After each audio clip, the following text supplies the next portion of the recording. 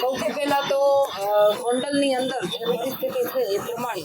SP સાહેબે જે કામગીરી કરી છે અને ગોંડલની અંદર જે કહેવાય ને કે દારૂ ડ્રગ જેવા દૂષણો જે હતા, શેર બજારના સટ્ટાઓ રમાતા હતા અને બીજા ત્રીજા 2 નંબરના જે ધંધાઓ હતા એ બધા બંધ કરાવ્યા. એ બધા એસપી સાહેબને અમે આભાર વ્યક્ત કરવા ગયા હતા. એ સિવાય બાયોડીઝલની જે કંઈ પણ 2 નંબરના ધંધાઓ એ લોકોના ચાલે છે એ બાબતે એનું ધ્યાન દોરવા પણ ગયા હતા.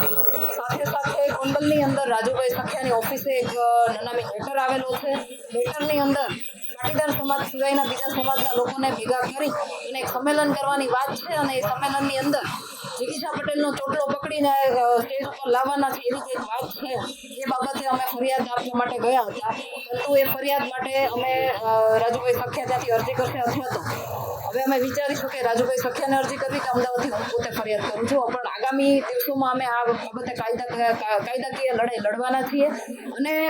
નનામી જે લેટર આવેલો છે એ બાબતે હું લખવાવાળાને પણ કહું છું કે જો તમે કહેવાય ને કે એવા બધા સુરવીર હોવ તો તમે એક દીકરીનો ચોટલો પકડીને બધા સમાજની વચ્ચે કોઈ સ્ટેજ ઉપર લાવી શકવાની તેવડ હોય તમારામાં, તો તમારું એમાં છે ને નામ, એડ્રેસ, ફોન નંબર બધું એમાં ટાંકવાની પેલી રખાય, એક હિંમત રખાય જે તમે રાખી નથી. અને બીજા બધા સમાજના આગેવાનો પણ મારી સાથે છે એટલે એમને પણ કહેવા માગું છું કે આવી બધી વાતોમાં તમે લોકો આવતા નહીં. તો કે મને ખબર છે, વિશ્વાસ છે કે જે કહેવાય ને સમાજના આગેવાનો હોય, જે સમાજના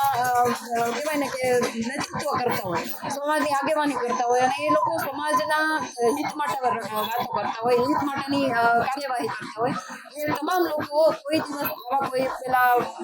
આવે નહીં, એમાં કોઈ દિવસ ભરમાય નહીં. અને આ કોઈ કહેવાય ને કે વાહિયાત વાત હતી, પણ છતાંય ઘણી બધી વખત મને આ લોકોના તરફથી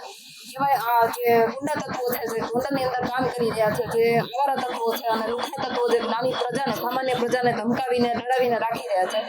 એવા લોકોના પિટ્ટુઓ જેને કહેવાય,